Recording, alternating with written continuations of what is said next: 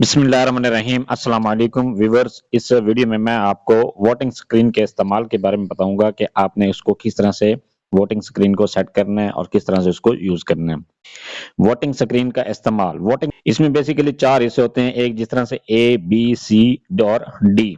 पहले आपने किस तरह से किन किन हिस्सों को मिलाना है, हिस्सा ए और बी को खड़ा किया जाए जैसा कि तस्वीर में दिखाई दे रहा है। तस्वीर नंबर 1 में आप देख सकते हैं हिस्सा ए और बी के उभरे हुए हिस्सों को आपस में जोड़ें।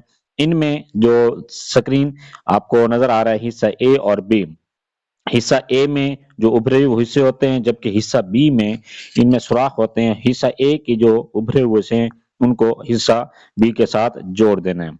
हिस्सा ए और बी के उभरे हुए हिस्सों को आपस में जोड़ें जैसा कि तस्वीर में दिखाया गया है।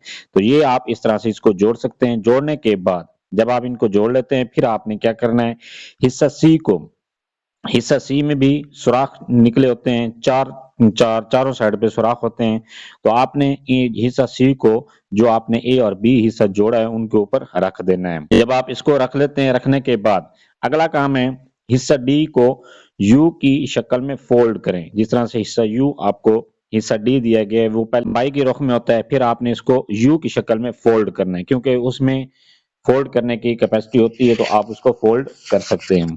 फिर उसके उभरे हुए हिस्सों को सी में दाखिल करें। तो हिस्सा ई सी में जिस तरह से आपको ए बी और सी का सेटअप दिखाया गया तो उसके ऊपर आपने डी को रख देना है। ये आपकी इस तरह से मुकम्मल स्क्रीन बन जाएगी। और इस स्क्रीन को वोटर ने इस्तेमाल करना होता है। वो किस तरह से करेगा कि जब आप वोटर को वो बैलेट पेपर देंगे तो वो इस स्क्रीन के पास बैक जाकर अपना वोट कास्ट करेगा। ये था सारा प्रोसेस कि किस तरह से आप वोटिंग स्क्रीन को सेट कर सकते हैं और उसको किस तरह से इस्तेमाल करना है।